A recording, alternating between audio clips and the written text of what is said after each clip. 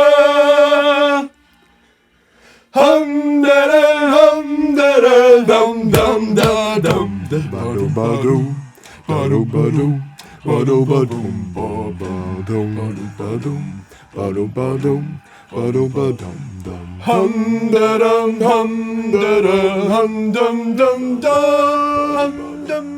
Hum dum da dum hum da da hum dum da da. Hey, I'm da dum da dum da. Hum da dum da dum da dum da. Dum da da ba da dum dum da ba ba da ba da.